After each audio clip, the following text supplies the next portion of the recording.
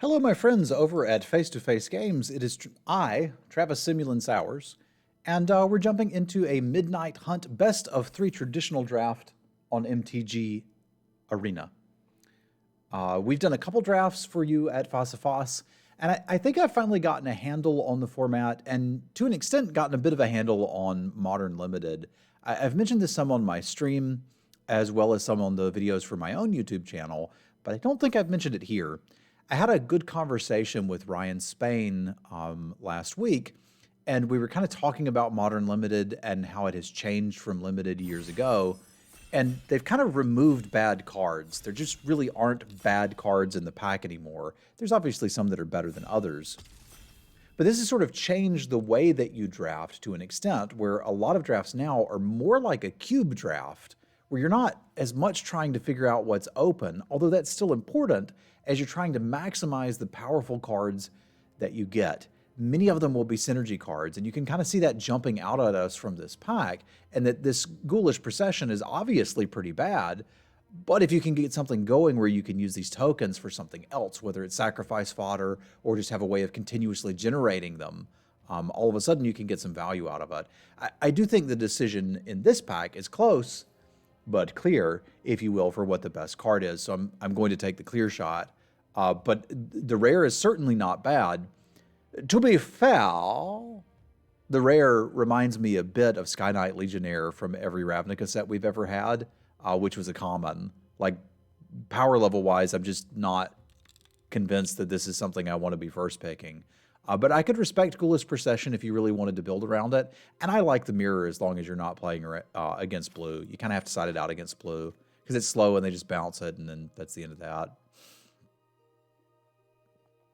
This pack leaves us a little less excited. The Scoundrel's been not bad. It's kind of cool to have like a Borderland Minotaur with flanking, which I dig. I don't feel necessarily compelled to take it, although it's fine. Candletrap is okay removal. Midnight Ambush is pretty good removal. And I do like having removal. And then Gale Drifter is just a really solid value creature. Also, the Whale Drifter looks freaking terrifying. I don't think I'd ever really looked at the art this close. And it's kind of scaring me. Like, what the heck happened to its face? Oh my god. I think I can respect the ambush here. I could sort of be with you if you wanted to pick either of these cards, and I think that's most of what's on the table here. Nothing wrong with Candletrap either. Okay, here's one that I think people don't appreciate as being so powerful. This is a faster format. It's one of the fastest ones we've had on MTG Arena. But if you can get to 5 mana, and in some games you will, this says you draw an extra card for every turn for the rest of the game. It's pretty good. It's pretty good. It's your own personal Howling Mine. You do need to get to 5 mana and take an entire turn off to be able to get away with that. But I've seen this card be very good for me. So we're just going to gobble this up. It's worth noting there's a Midnight Ambush and a Diregraph Horde and a Gale Drifter here, so blue-black is looking pretty interesting to me. And I think despite there being green cards that I'm somewhat interested in here, I'm going to default to the blue one, because I'd really like to play this Curse of Surveillance. I have not found the Outland Liberator to be a functionally different card than the Cathar Commando. Like, it's a fine green 2-drop, but it mostly does the same thing this does. Like, and there's arguably times where this is even better, which is funny to me. But let's solidify ourselves, I think, in blue here. And then maybe we can pair it with green or black, or who knows what's actually open. Time will tell. I often say the draft really starts at pick 5 anyway. So let's see what pick 5 has for us. It has a Storm Skrillex. It also has a duel for dominance, which is not bad, and an Eccentric Farmer, which frankly may be the best green common. But I think a lot of people not being interested in this is cluing me into maybe we can do blue-red spells. Let's speculate on that for just a moment. Now, it's worth noting we don't have any red and we don't have any spells, but we're going to make a lot more picks than what we've already made. And if red opens up, we could be onto something here. And this pack kind of justifies that a little bit. There's another spells payoff, and there's Secrets of the Key, which I like a decent amount. Lots of playable red, kind of not much for the other colors, right? So I think we take this Spell Rune Painter and see if maybe we can get this going. Oh, yeah, this has got certainly cards for us. This one I don't particularly love because I don't know how the heck you're supposed to flip it. I thought initially that you'd be able to do that and just haven't been able to. Immolation is good early, but doesn't trigger any of your spells stuff, which is weird, eh? Yeah, I think I'd rather just have the Immolation for early interaction, and I think we found our lane. Although it could still be blue-green, and this card's pretty good too. It's not black, we know that. So kind of have to decide, like, can we get into blue-red spells? Because, like, these are replaceable. This kind of isn't if we're in blue-green. Okay, I'm never playing the Spirit. I would play this if I was in blue-green. But I'm going to play the Evolving Wilds, whatever I'm doing, and be pretty happy about it. Okay, this is a very good spell for red. I mean, the Shipwreck Sifters are not bad either. But this thing's kind of busted, so this is moving me a little more towards red. 2 Evolving Wilds mean I can splash whatever the heck I want. Okay. I wonder if we're just green-red then. Huh. Maybe green-red splashing Curse of Surveillance?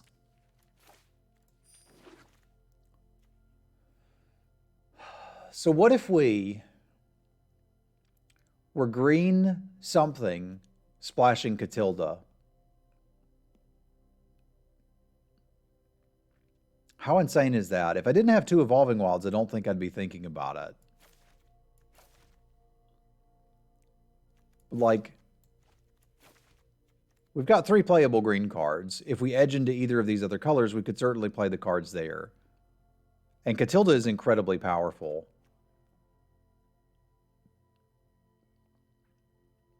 Yeah, I want to play Catilda.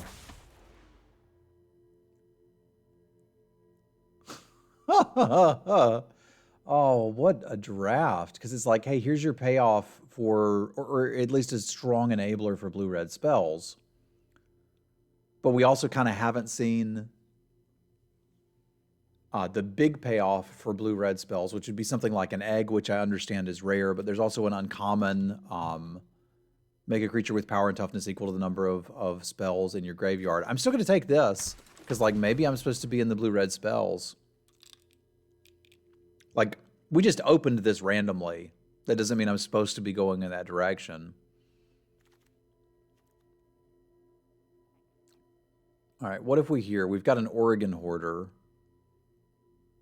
which is pretty dang good. And that could go in the blue-red or the blue-green, which I think is kind of the 2 places we're looking to go.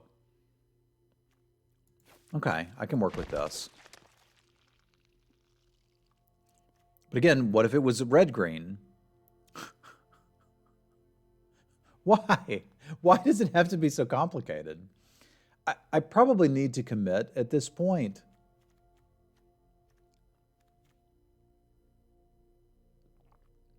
And I think blue-green is where I'd actually like to be. I think that's giving me a larger power spectrum. And this is where I was saying maybe we need to look at modern draft formats a little more like Cube. I probably don't end up playing that. And this is not a 2-drop in this tag. But I think we're essentially going to be playing blue-green and looking to get some value out of Catilda here. So I think Defend the Celestis can certainly be a blowout. I've played with and against this card a good bit. But I think at this point I need to get things to make sure that we don't die. And I think this is a pretty good 2-drop for this deck. So we're going to grab it. We can potentially put counters on it later. We may get more of these because people don't seem to like them. Ironically, I kind of just want the other Revenge of the Drowned here, which feels weird to me. But I feel like I just fill this out with creatures now and we're probably good. Sifters would be all right, but I'm going to take the Larder Zombie. I've been relatively impressed with this as a 1 of 2, if you can get a couple flashbacks, which I believe that we will be able to. We don't have a ton of them now, right? We've just got like the Gale Drifter, this and that, but binning any of this stuff is good. And it is worth noting that like the things I was wanting to get for the other deck are kind of just not here currently. Those are pretty good cards too, but I think we've made our bed and now we lie in it. There's my Secrets of the Key. I'm happy to play one of those. Kind of happy to play two. That gives us like 2 sources of card advantage. I don't currently need this because we can splash the Catilda pretty easily with like 1 planes in that, but we could play it if we have to. So we're probably looking for a pair of 2-drops and kind of just good cards from there. Like I don't really need anything specific. I've even been not embarrassed to run Crossroads Candle Guides. I've certainly sided them in against opponents who are very flashback heavy. Like the stats are fine, and the fact that they can get something off the board's pretty neat too. Well, the 2 best cards in this pack by a considerable margin are both black. And there's literally nothing for our deck here. These packs can be a little frustrating. Like I remember reading articles back in the day where they talk about how it's important as you fan out a pack that there be a card for each person who likes a particular color, and like, what's the blue-green player supposed to do here? Take their startle and be sad? I mean, what I'm thinking about is we splash that Morbid Opportunist too and play this other Rejuvenator. Because I can't splash the Mask, it's the best card, but I could splash these 2. All right, I do like a Nibblegast. I also like this, and we do need some 2s, but Nibbles is a little too strong for me to pass up on. Hey! Green rare? So this gives everything that's attacking Death Touch. I wouldn't say that's busted. It's like a Crossroad Candle Guide with upside, but it lets your little stuff have decent attacks. I can get behind that. We're getting a little 4 heavy, but it's all right. Rise of the Ants is a decent flashback. We could play a Mystic Skull if we wanted to try to fix our mana and have a little bit of mana sink stuff going on, but I think I'm down with 1 Rise. Ideally, we mill it, but I really need to get like another 2 and another 3. So I'm very happy to see this Harvest Tide Sentry.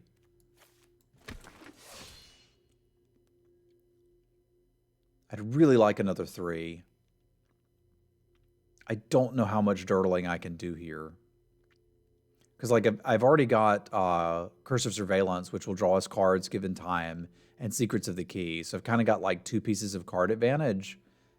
I probably just need to take this Timberland Guide and make sure that I have stuff to do early and not die. I've played Tapping at the Window in this style of deck. I think we could do that if we need to. I think we could pretty happily jam this Jack-o'-lantern if we're splashing both of these. Now, the thing is, you need white to activate Catilda, so it would kind of be just to get the Morbid Opportunist going, but it's also something I can do early and just sort of cycle through. And then we got a wolf. You know what? I'm down with this. Let's let this be our deck. Do I want to main deck this?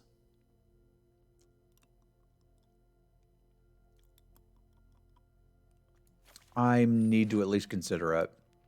It's mostly an Assassinate in this deck. But, I mean, Assassinate's not a terrible card. This is such a good sideboard card, I think I'm going to take it. Like, I could legitimately see splashing that.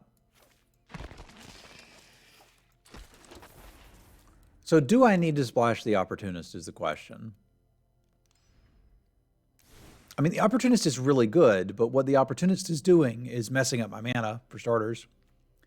And kind of doing the same thing that I'm trying to get off of Curse of Surveillance. So I don't think we actually need it. Like, how much easier is it to splash if we're not playing this Opportunist?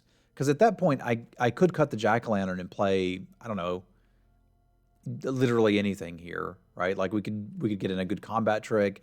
We could get in the Candle Guide just to mess with the opponent's graveyard. We could get in Tapping at the Window, which I think we're playing 14 creatures. And then there's stuff that we're happy to bin. right? Like Binning Rise of the Ants is a win. I guess we're not that heavy. Because I was thinking at this point, I probably don't need the Jack-o'-lantern, right? Because the splash is pretty trivial with all the Evolving Wilds. We could play a Devious Cover-Up. I don't hate that. Yeah, those are kind of our options. Let's run the Cover-Up main and consider adjusting from there. So we definitely need the 1 plains. And I think we're a little heavier green, right? No, a little heavier blue. Okie dokie. But that's still kind of 6/6, I think is just fine. Or 7/7 rather. Sorry, math is hard. Get one of these fancy new looking lands in here. There we go.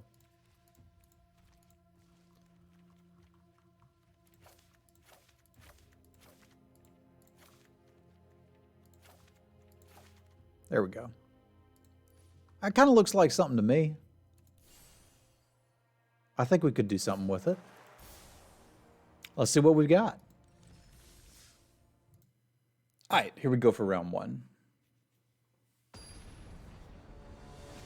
I haven't tried to splash Catilda yet. I've only had Catilda in 1 deck. There's some of the rares I haven't gotten to play with a lot yet. I suppose that's not crazy. We're not that far into the format. Phew, that's a hand saying you should have faith. And I'm going to have faith. Mainly because it's got so much to do with 2 mana that I can actually play for a while before things get awkward. And if we just rip a couple lands off the top, we kind of look like a genius. There's some argument not to pop this Evolving Wilds, because mathematically, it makes it a little bit more likely that we will draw a land if we do not pop it.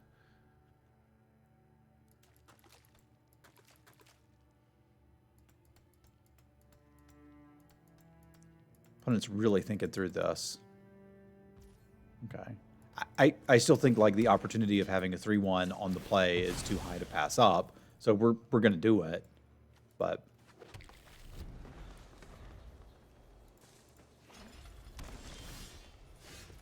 all right, now give me that land. Flood me. Flood me, flood me. Say that you'll flood me. Yeah, buddy.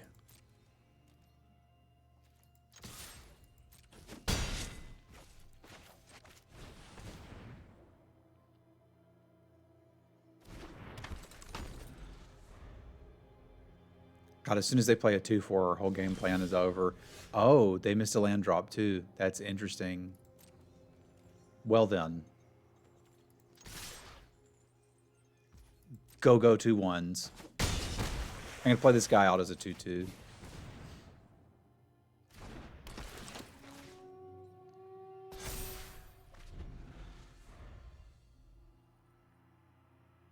Like, I guess that's the difference in a 2-lander with a bunch of 2-drops and a 2-lander that doesn't have a bunch of 2-drops.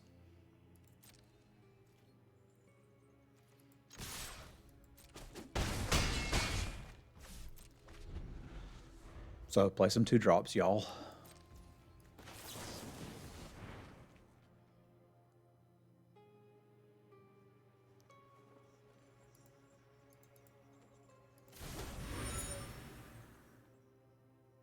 Fairy knows what's up. There be secrets in me key, yar. Alright, so let's see if they're just dead. Because that'd be swell. I don't mind them knowing that I have a Secrets of the Key. I don't think that's really going to do much. Well, there you go. Sometimes you miss land drops, sometimes your opponent misses land drops, and sometimes you got some 3/1s in your deck. I've long said that my favorite stats for a 2-drop is 3/1. Now, if there's some way to punish X1s in the format, then sometimes, you know, you end up not playing them as much as you might like. But that's why I like them, is you can do crap like that and just win kind of out of nowhere. I didn't really see enough of our opponent's deck to make any decisions. Like, we know they have an Electric Revelation, and that's about it that they're green-red. So we could assume werewolves and such, but it's not like I have terrific sideboard cards for that. There's an argument that the Candle Guide would be pretty handy here. but I'm not quite sure what I'd cut for it. It could be a Bounding Wolf. That's just really jamming. Like, there's no curve anymore. We're 2 drops and 4 drops the deck.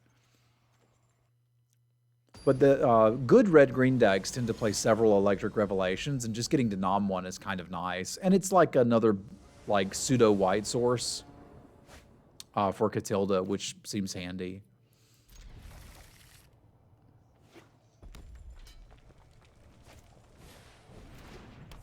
That's a bit more aggressive than I was really prepared for, if we're going to be honest. I don't think this card is particularly good, but as I was talking about earlier, I think I've also recognized that, like, they, again, just don't print bad cards. It's narrow. That doesn't mean it's bad. It just means it's narrow.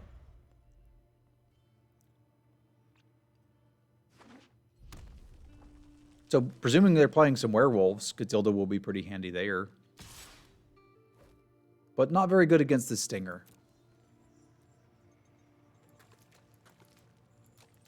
And I think that may be a better way to have dialogue about Magic, is not talk about a card as good or bad, talk about the scenario in which a card is effective.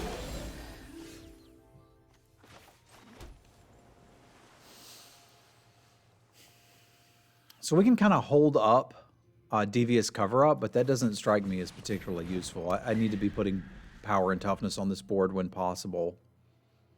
I still can't really block anything with Gale, but I guess we can sort of race-ish. Kind of? Not really?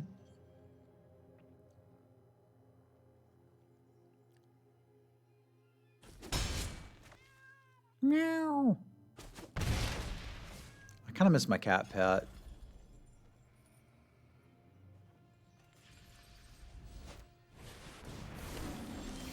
Okay.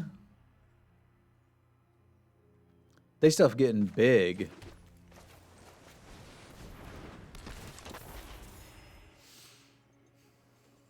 This could lead to me threatening to block the Vandal, which I think I might do.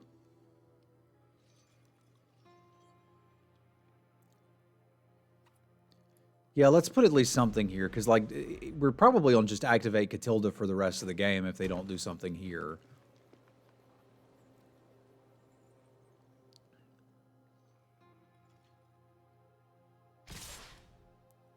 This is the attack of someone who has something.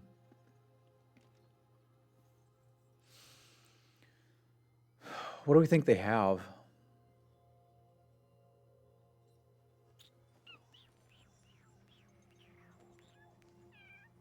I mean, this kind of makes them have something, so show me what it is. Because they can only pump it once with what they're showing me.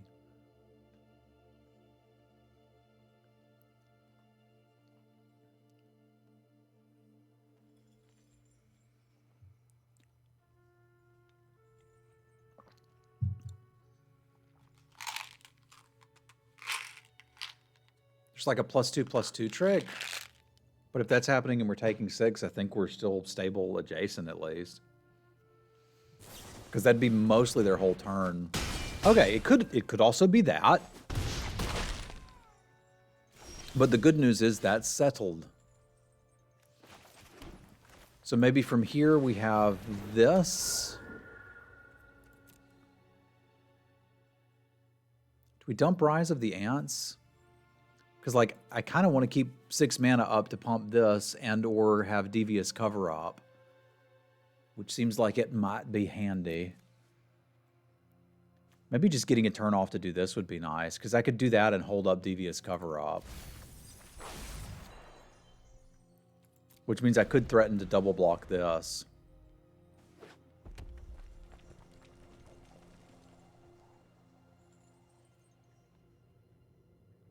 Really not getting to activate Catilda much here.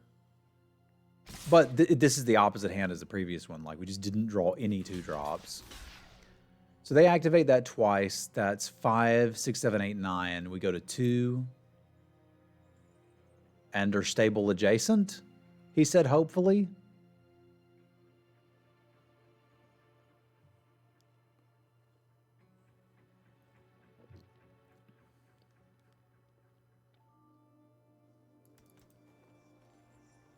Another combat trick kind of puts us out of commission here.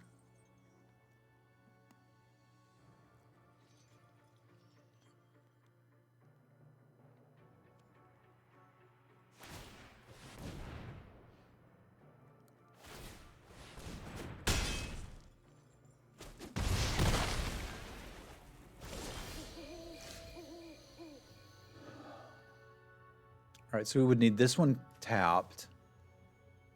I don't have enough to keep up cover up to, which makes me sad. I'm not sure why I thought I could do that.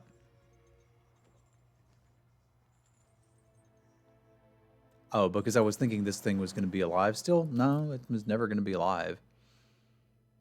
All right, well, I think this clearly needs to happen. Because it'd be nice not to be dead. Oh, I can leave up cover up. Durr! Because I think I need to be able to, like, counter a lightning bolt.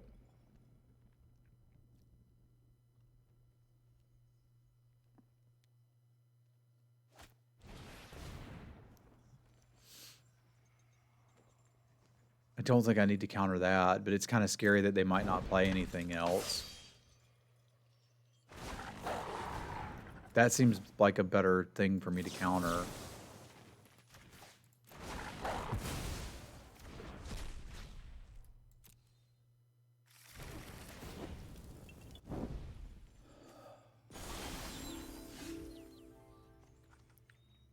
All right, so this would give me enough to activate Catilda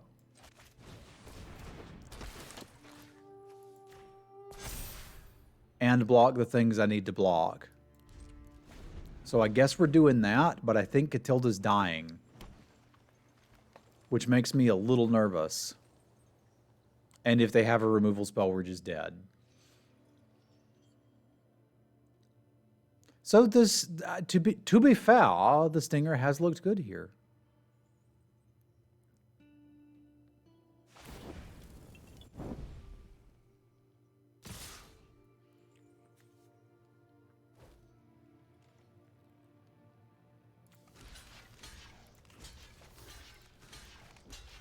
Yeah, this is not great because it leaves me with a 6/6 flyer, but then with more stuff than I can block.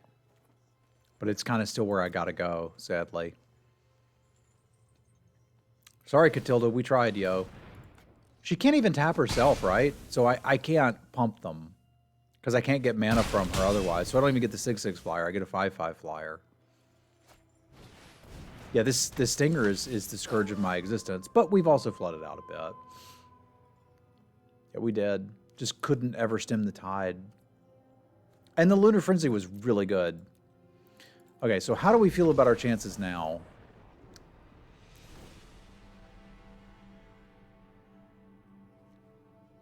I mean, I think still pretty good.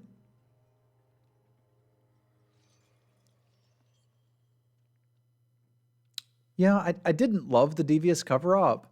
I suppose there's the argument that, like, that's just not doing great things here, so we could play another slightly cheaper creature.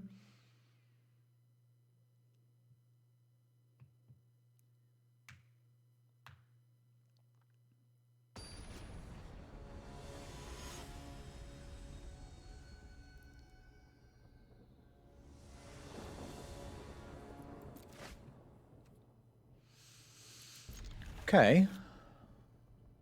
It's a wee bit of a slower start, but I'm not opposed to it.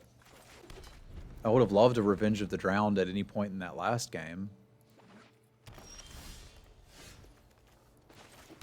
And we've got our card advantage late game.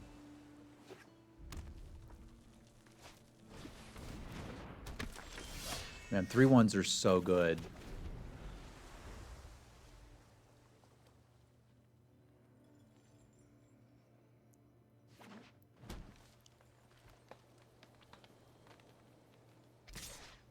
It sucks to be on the play and behind. Okay, that's not so bad, though. We can take that one. I think we start with Home Slice, see if we can, like, block. Because they didn't have anything to do with that mana, and that gives me time to maybe Revenge of the Drown their next play or get the Curse of Surveillance going.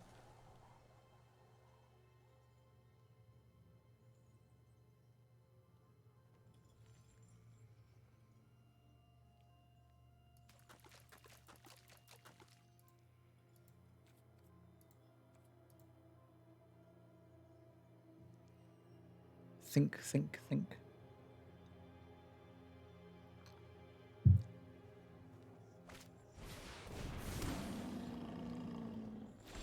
A Shadow Beast, eh? I kind of want to Revenge of the Drowned that.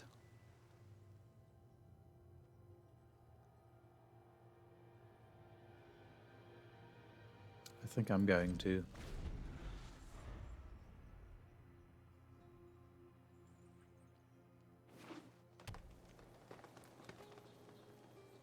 Holding it up because there's a decent number of fight spells in green, and they might go for something like that.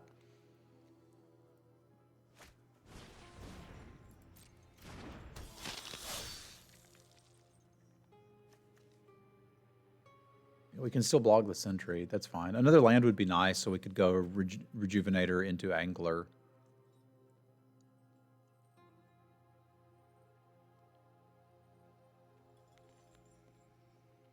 That thing's going to be a wee bit of a problem, too. I suppose next turn, if we hit the land, I could instead go Angler and hold up my other Revenge of the Drowned and, like, block it with something, make them pump it. That would necessitate the Gale Drifter still being alive, which I don't think we're counting on.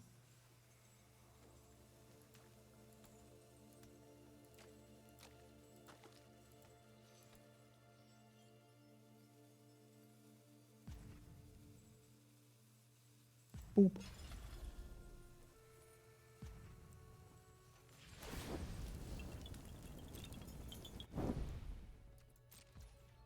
Oh, wow. Not doing anything. Okay, cool. They were scared I had a counterspell, which we've sided out. Or they disconnected. I suppose that's possible, too.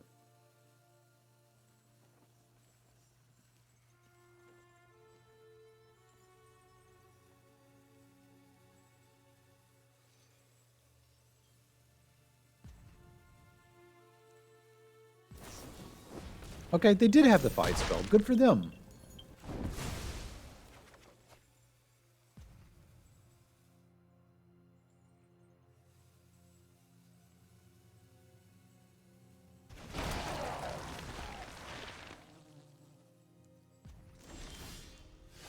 Okay, we didn't hit our land, but we do need this in play.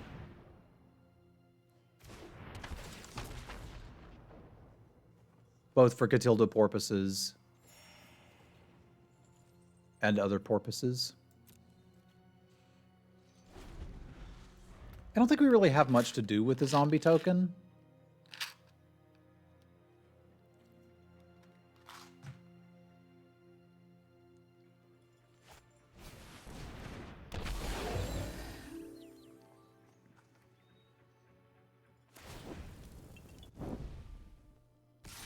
Get thee to a coven.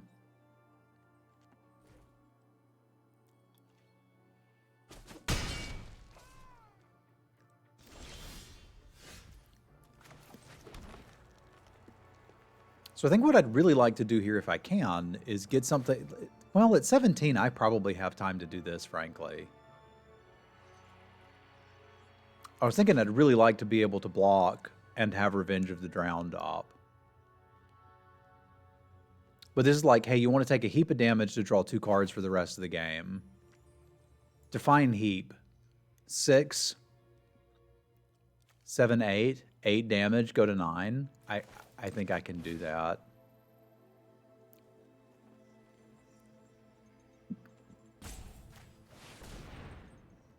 If I'm wrong, I'll be sad.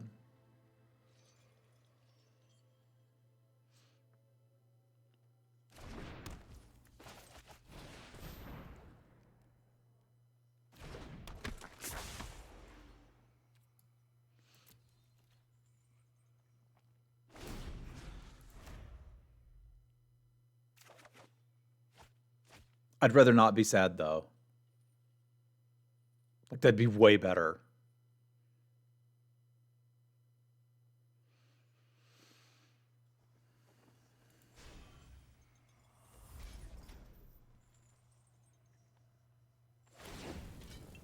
Sorry, our opponent is playing a bit slowly, which can sometimes be frustrating, but like there's nothing I can do about it.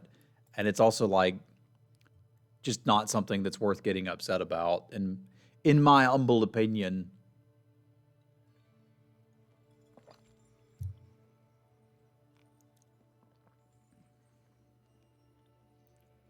So even if they have the fireball here, it's just hitting me for another 4, right? And the fact that they're thinking about it, oh no, they have to defend the Cletus. That's also just hitting me for another 3. But it should make the Revenge of the Drowned pretty damn good next turn.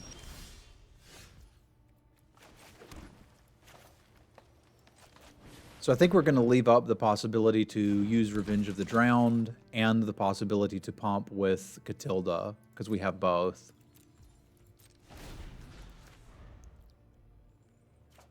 I think we're going to need the Revenge, because I think there's a very strong possibility that they have that X combat trick and are going to try to kill me with it here. Which does make our blocks a bit awkward.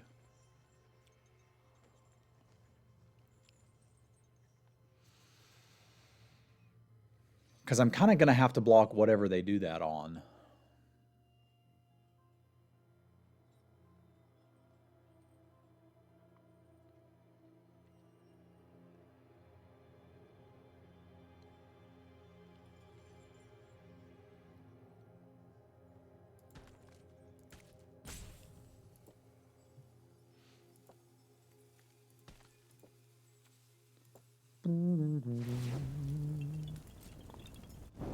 Why couldn't they have had more werewolves?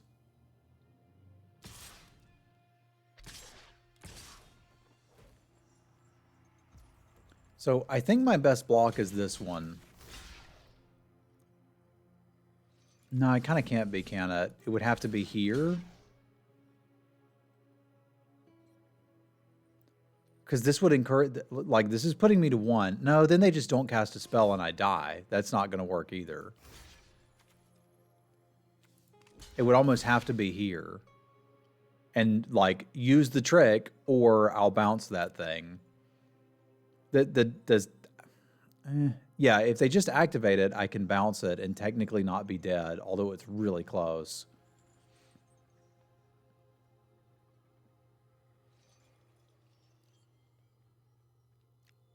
We just kind of couldn't get a turn off, could we?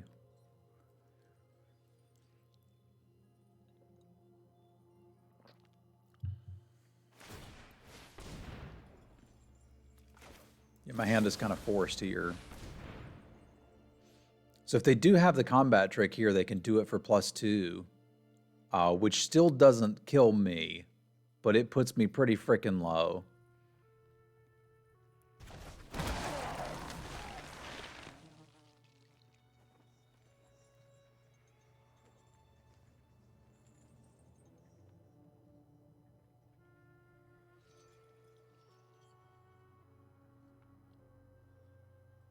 They put that on top, which leads me to believe that they do indeed have the combat trick that we're scared of, and we're probably going to die to it. But we've tried to fight the good fight.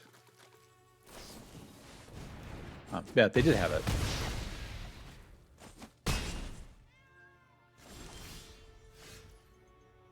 It's not great. All right, so I need to be able to double block that.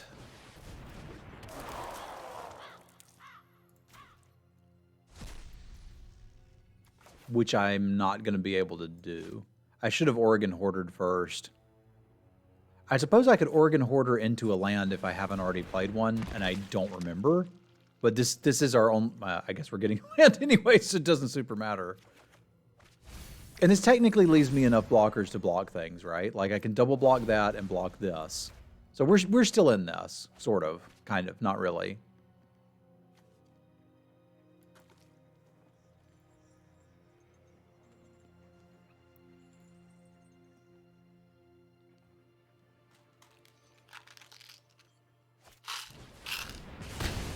Okay, you got me. Not really much we could do about that one.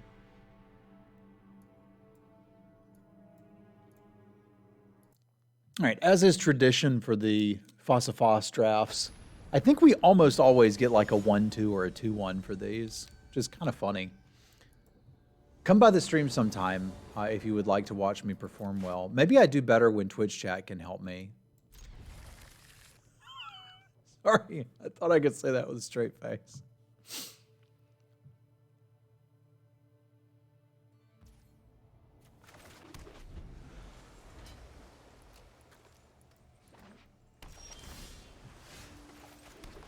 All right, let's get baiting.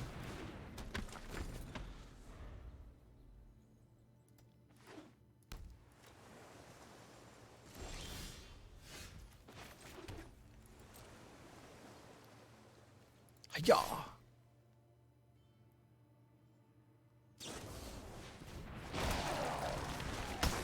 Startling.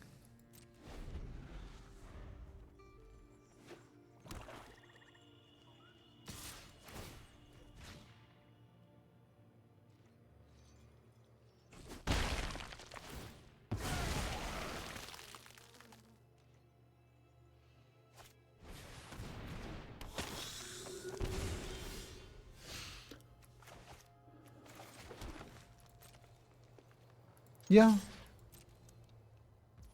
I'm willing to see if they have a removal spell, because if they do go removal spell attack and I need to, I can assassinate that. That doesn't look like a human warlock to me. Oh, I guess she's just got a large snake on her. She's not actually part snake. Okay. It's good to know.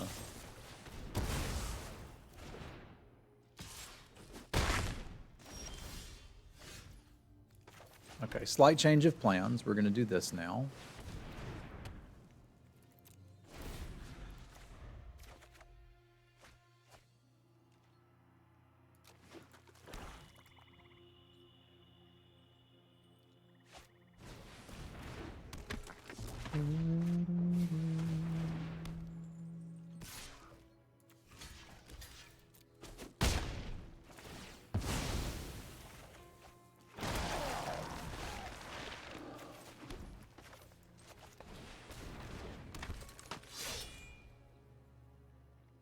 I think I'm down with that, and we can probably use the Revenge of the Drowned this turn. I'm not really sure for what, but we'll find something. Like, even just making them draw that Occultist again isn't the worst.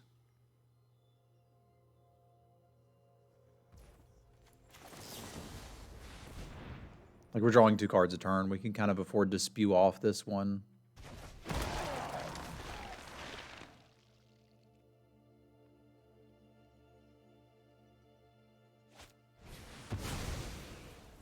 Hey, there's something we can assassinate. I need to have more cards in the graveyard, though, which is unfortunate because there's just no way to do that. Devious Cover-Up is nice. We'll just hang on to that. So this gives us 5 in the yard, which is conveniently just enough for this. Which means you tapped. Hiya. See, this is working a little more like I expected it to.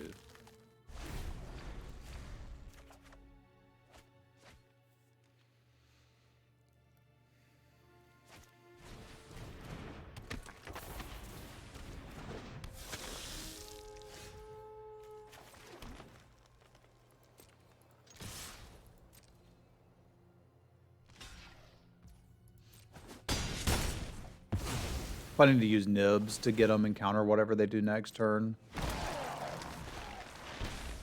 Although I guess I can just trade this with it, but that gives them another zombie token. I mean, they're getting a zombie token anyway. Yeah, I'll use nibs so I at least have something left over.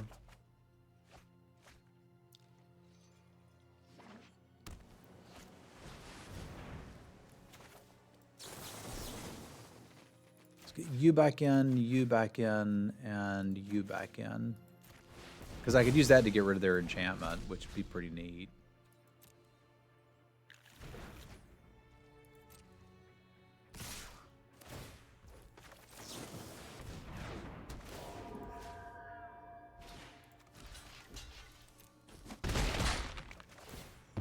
This feels pretty powerful.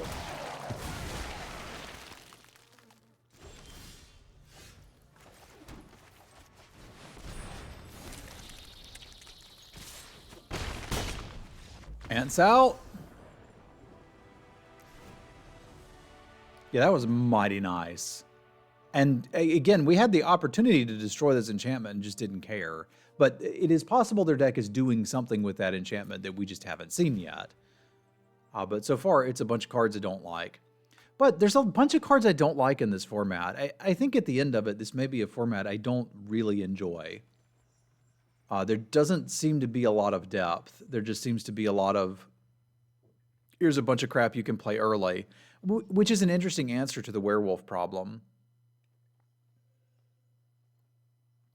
Shadows over Innistrad had a little bit of a problem in that sometimes your opponent would have a really good werewolf on turn 2, and you'd miss a land drop and just die because you couldn't stop it from flipping. So the answer seems to be just make sure there's plenty of stuff to do with a little bit of mana.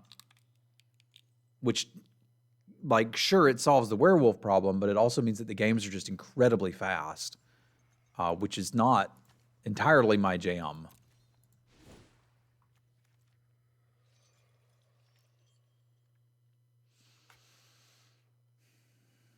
I don't think I care enough about that enchantment to bring this in.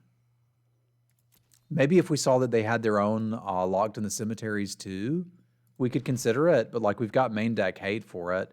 I kind of do like cutting the cover up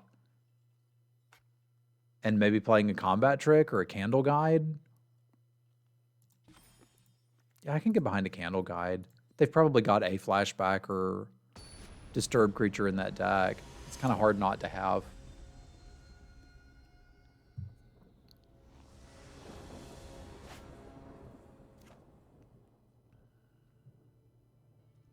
I can work with this, and this gives me an excuse to not tap the Evolving Wilds first, which I kind of want, because we'd like to draw another land or two.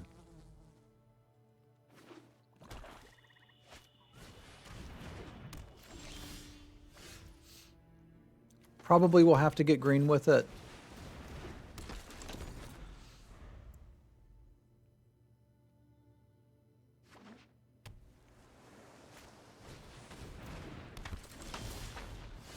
Yeah, I would expect so. Because we're looking for double green at some point.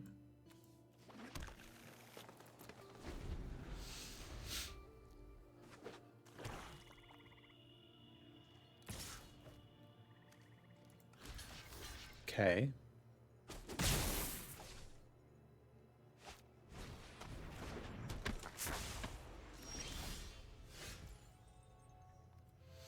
Well, that one's going to hurt a little bit, eh? They have assembled quite the combo over there. We need a land. We have not a land. But look at them. I'm kind of impressed with all this.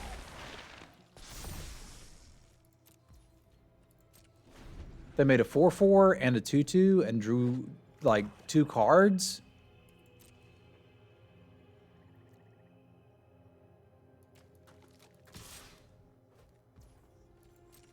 But like I was saying, 1 mana 4/4s kind of lead to a faster format. At least we get a surveil here to check and see if we can hit lands, because I would like to hit lands. Yeah, sure, do whatever you're going to do. I just need to see if we're looking for land or not.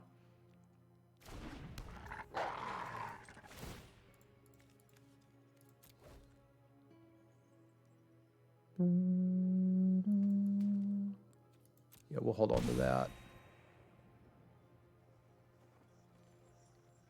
I like how it's just hovering there.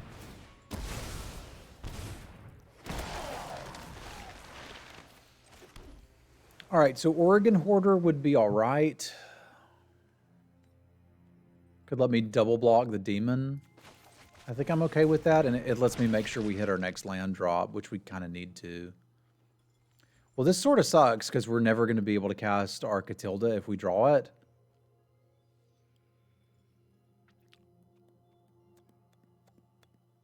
I guess I could still draw the other 2 dudes that do it, and I would like the double green because the 3/4 looks mighty nice right about now.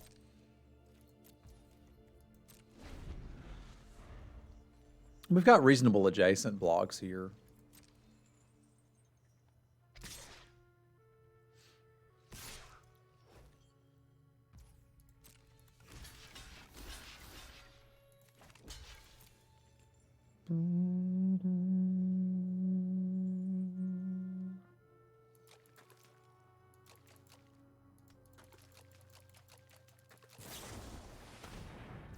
A startling development. I wonder why they're killing my larder zombie instead of the Oregon hoarder. Yeah, that can go right in the graveyard, right? Because that's just solid value.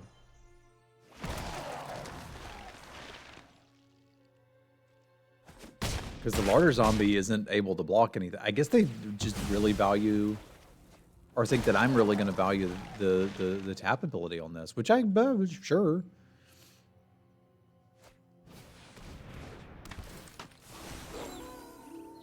That's not very nice.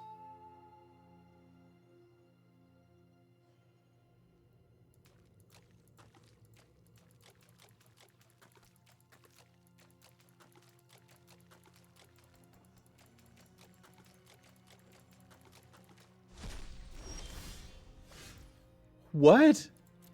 I don't understand. All right, so I can get two things in play here if we want a 3/3 and a 1/2. Or a 3/1 and a 1/2. And I think I do. Like, it's my opportunity to double spell, and we're not getting another opportunity to double spell for a while. Because this, again, gives me a potential double block on the 4/4 and something to trade with the 3/3. And then we just soak this 8 damage, and here we are.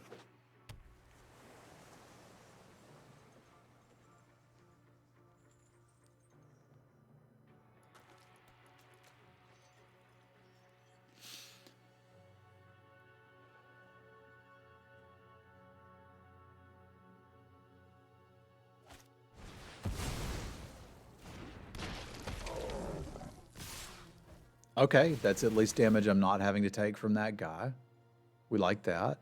I don't understand why they're not taking my Disturb card, but I like it.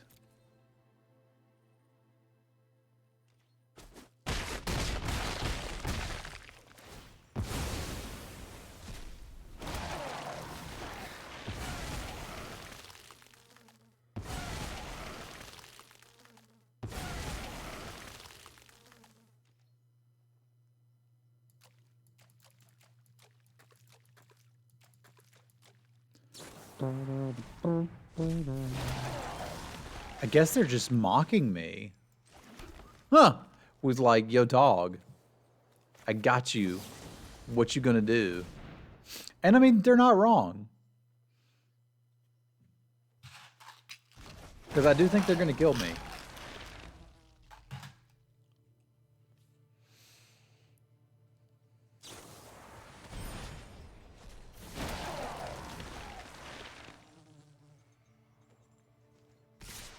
Like, I can play my cards poorly and still kill you.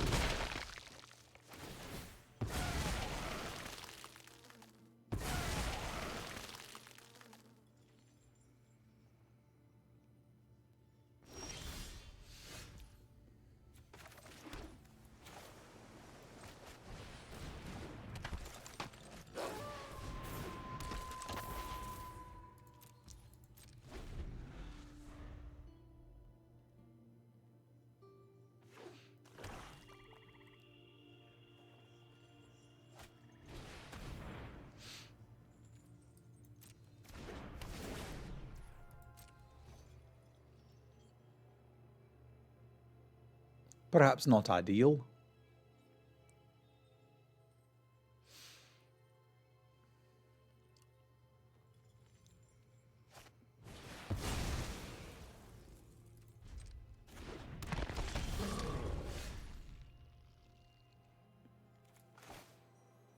Can't do both, but that's okay. I just need a turn or two, right? Be nice to have this on the flyer, I guess. Because if they top deck a land, I'm actually in business.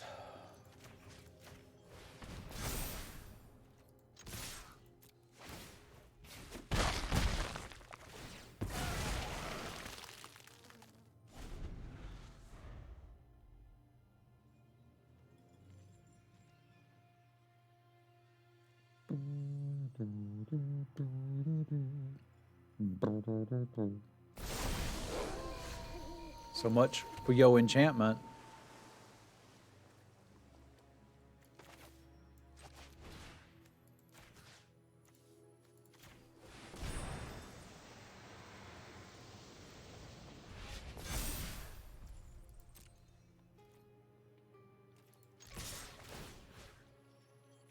Let's get that one first and this one next turn.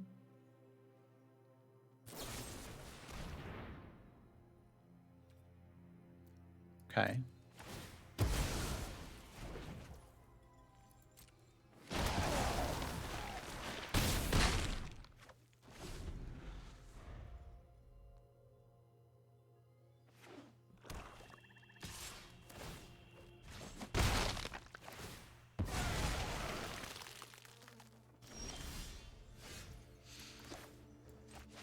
Can I get anything that I can actually play this turn? No, but we can Rise of the Ants next turn, which means essentially they need to kill me right now.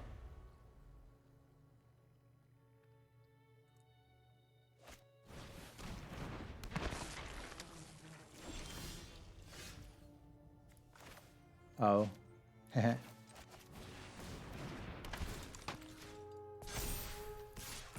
Thanks for guiding me, Mr. Timberland. That turned out to be a pretty damn good game. That felt like back and forth magic. That's the type of thing I'm looking for. Maybe if we can have this happen in this format, it's not that bad. But there's also like the argument that I don't really like a lot of the cards this opponent's playing. Well, that's not fair. These are good cards.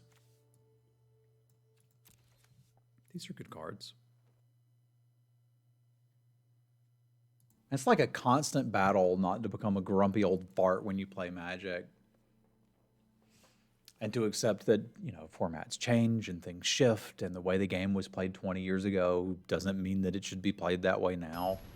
And that it's okay to look back on that with some nostalgia, but that doesn't mean that now has to be bad. I guess that's just part of getting older. Because old farts always talk about how things used to be better when they were younger. But I don't know that it's better. It was just more familiar.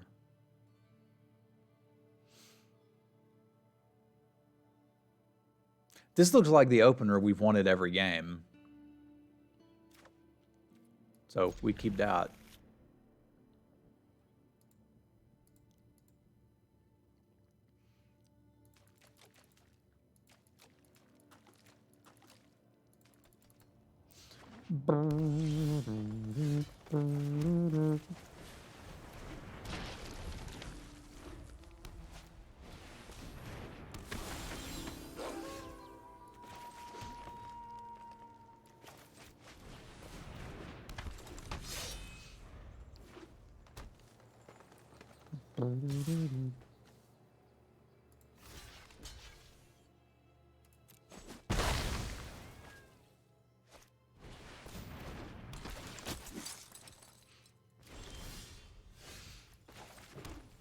I have not been that impressed with Search Party Captain.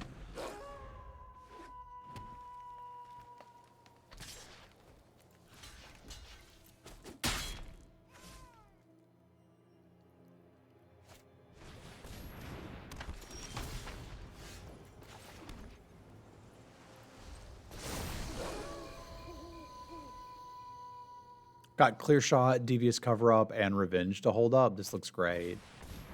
That's not happening.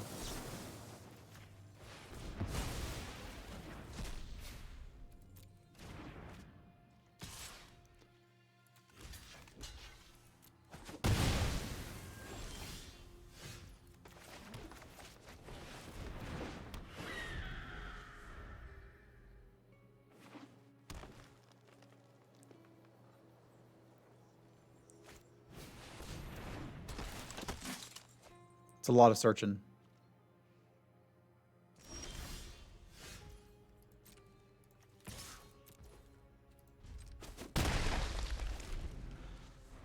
But we be drifting, yo.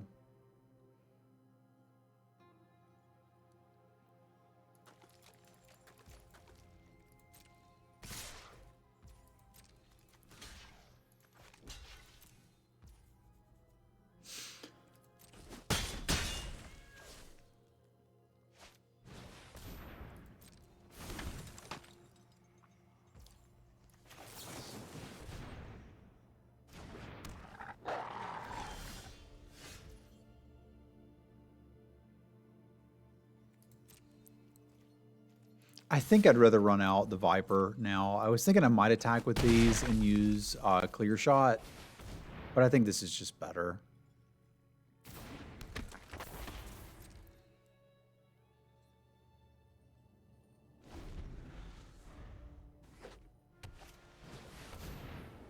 Yeah, because that's something that needs to die.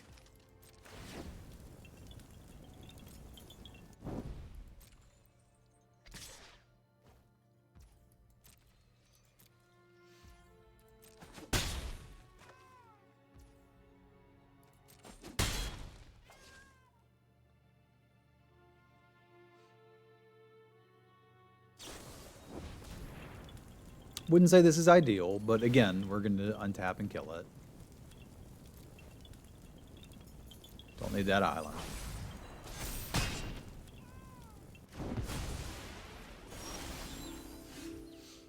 Close but clear. What we need to do here.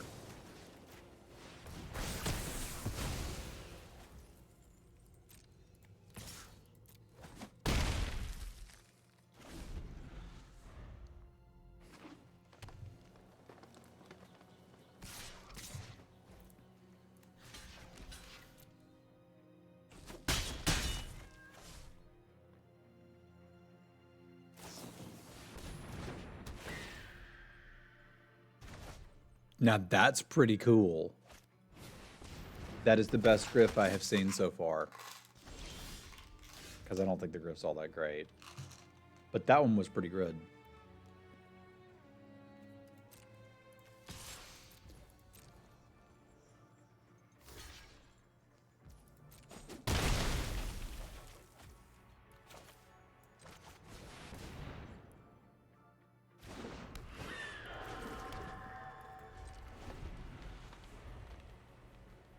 Do I need to trade this wolf for a 2/2?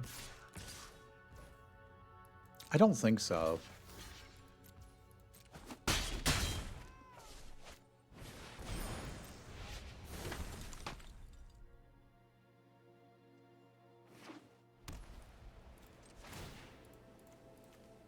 right, what you got for me, buddy?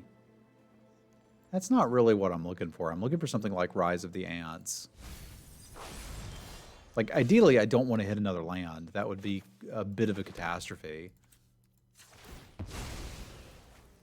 But I don't think an Assassinate is what I'm after.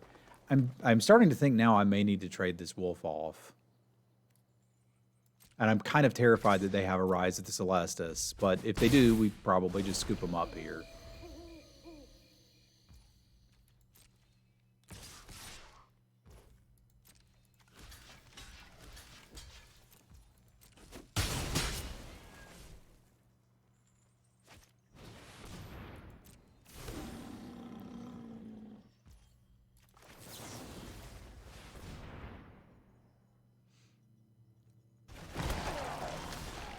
I was going to say Rise of the Ants, one-time dealer! But that was not Rise of the Ants. But we're still kind of there in the air. Like we just don't care.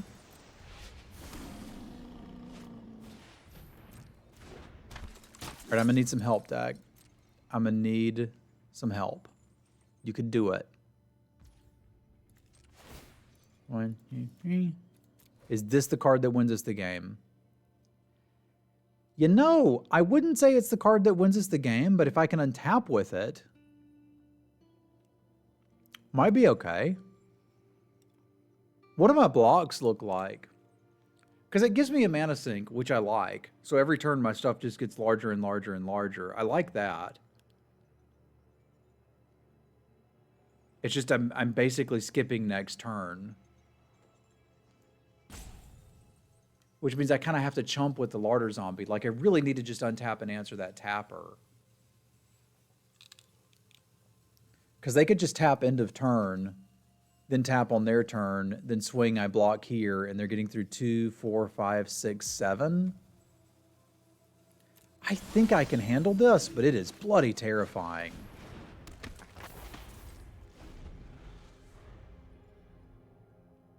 I'm thinking they might be too scared to use the tapper offensively here. At least I'm hoping that.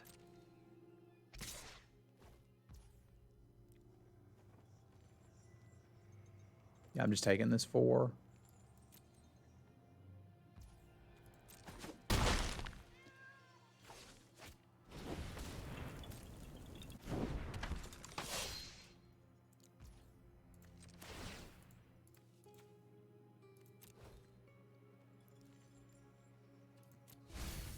And our fate is sealed. This does not leave me with enough mana to activate it, right? No. Is Catilda just a trap unless you have a ton of humans? Because it might be. This does leave me with some blockers, but I do not love our spot right now. Maybe I'm supposed to just try to kill him with this flyer?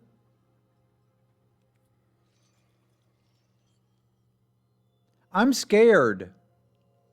And I don't know what to do.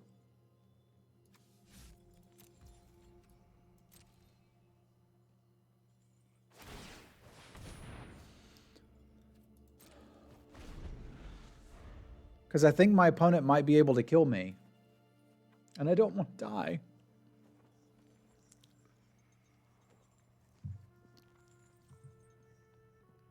I guess we can tap these humans for mana, which is pretty cool.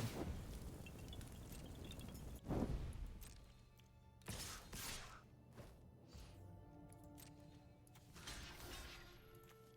kind of have to block this now? I think. Help?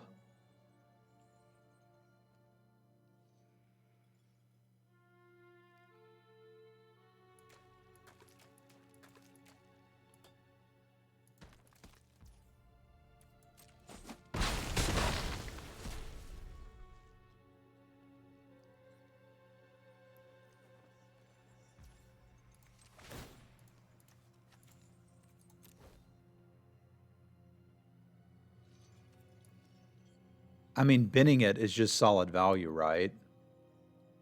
But so is casting it and then casting it again. Yeah, okay, this is stabilization. We're gonna go for that.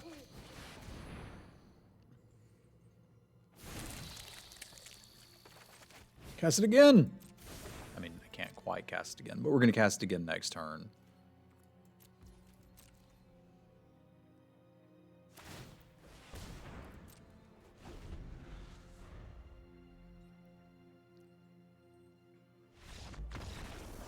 Okay. Rise of the Ants, pretty good. That tapper's a pain in the butt. Like, I feel like we don't have quite as much interaction as I'd like. But that said, I did bin my own Locked in the Cemetery, which would have handled it. Yeah, I guess my removal suite is 1 Locked in the Cemetery and 1 Clear Shot. So I can't really get rid of problem creatures. Once again, the Candle Guide doesn't look terrible. I think I might like that better than the cover-up. It's at least something that can block those stupid 3/1s, because those things are a pain in the booty.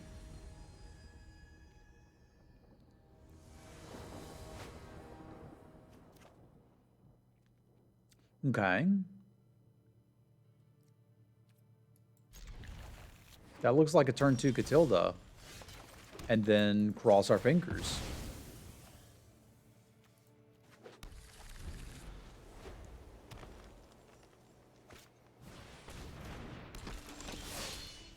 It could be a turn 2 trade this crap off. Then Catilda.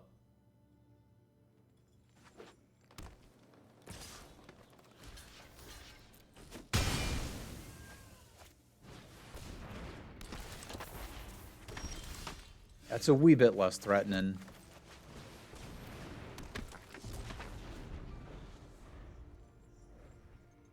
Okay, we'll get there. Don't you worry, buddy.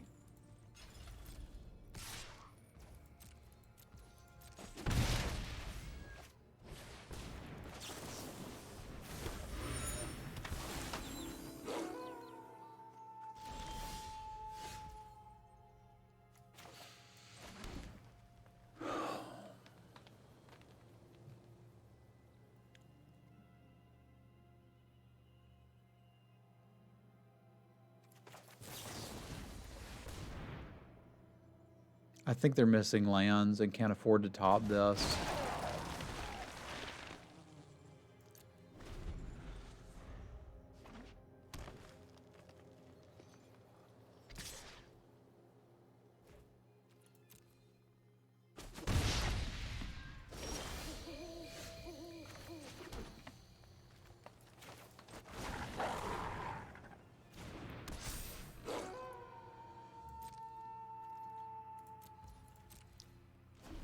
Value is approaching.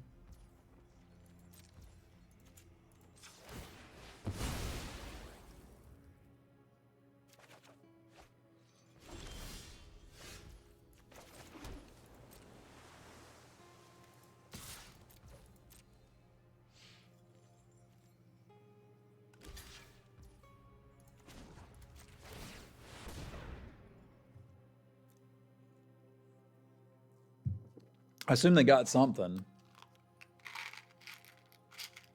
Probably didn't just miss that, but I suppose it's possible. Yeah, they're defending the Cletus.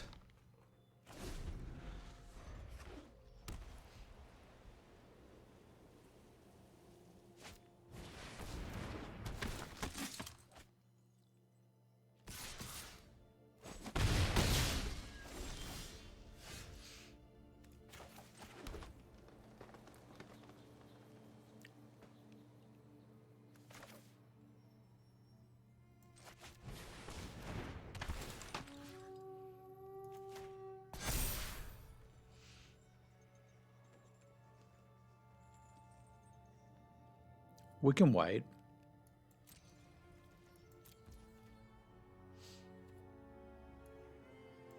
I don't see much reason to, though.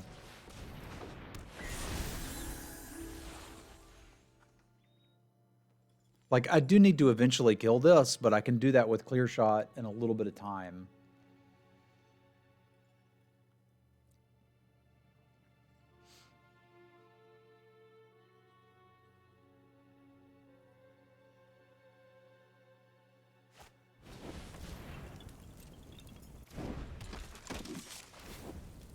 I mean, the problem is both of these need to die now. That's a bit of a problem, huh?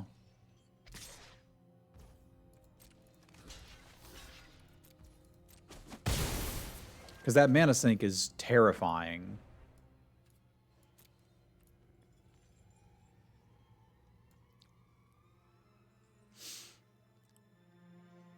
Yeah, I may just have to Clear Shot it. I just don't have an answer to this dude. Because it's basically got, you know, 6 mana giant growth on it. But I'm not beating this. It has to go.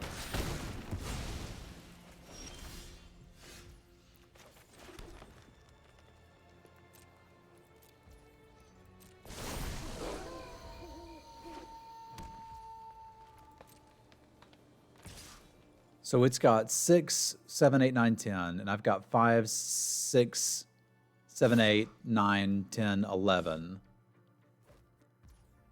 If I gang block it, it's answered.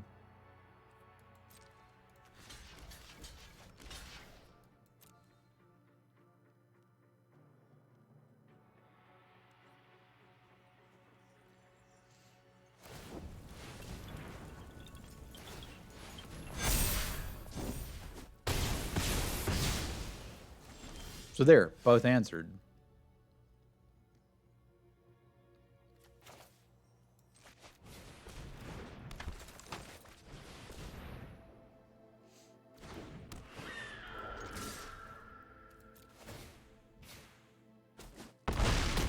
We can just casually swing for 10.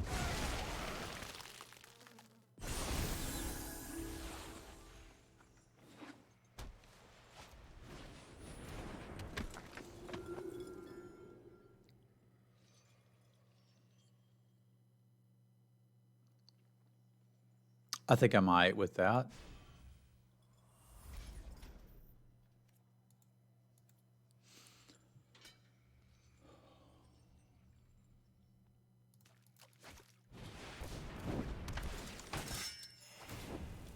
It's pretty large and in charge.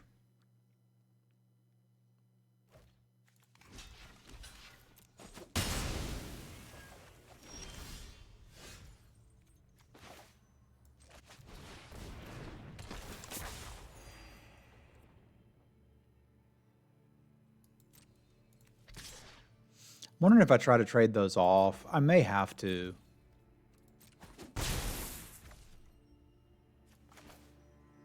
I think what I was actually supposed to do was pass through the turn, which was originally my plan. I just didn't think it all the way through.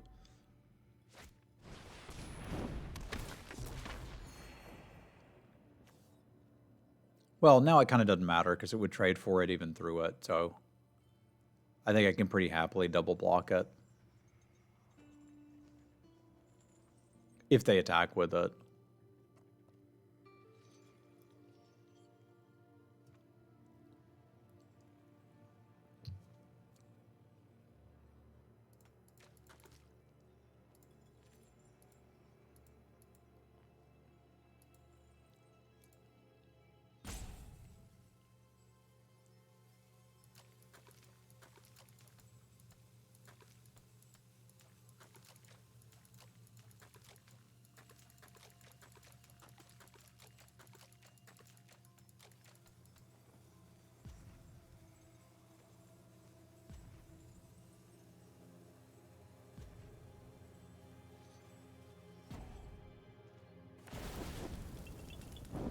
I thinking through it.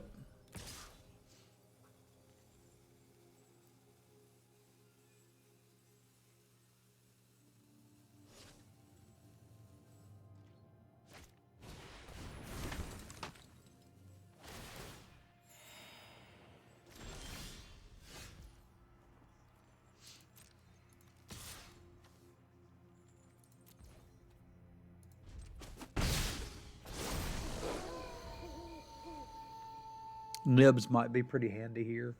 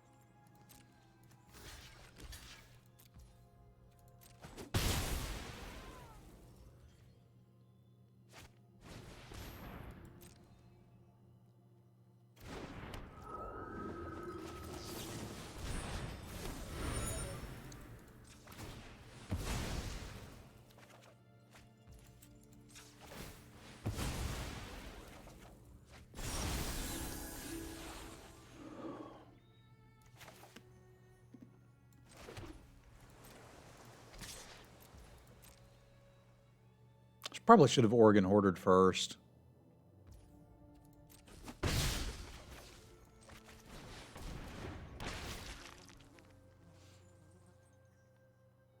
Yeah, I almost certainly should have. Because that could be relevant.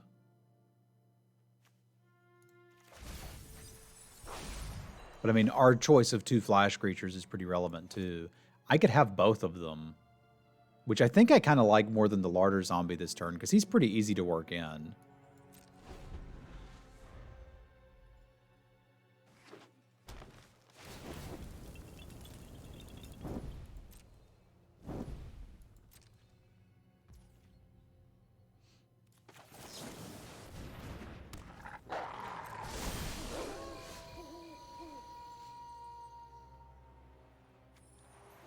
That does tap a thing down, which I like, but I don't need to kill any of this.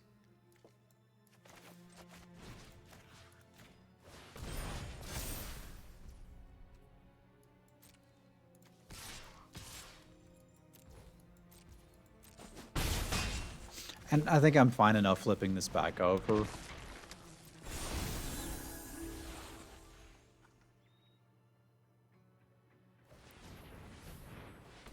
Because we can generate a little bit of value off of this. I wonder if they've got that spell that doubles power and toughness. Because that's an odd way to tap if you don't.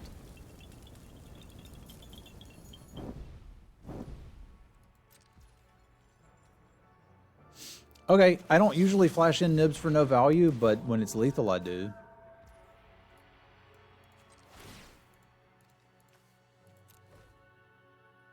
Do I want a Scarecrow? No.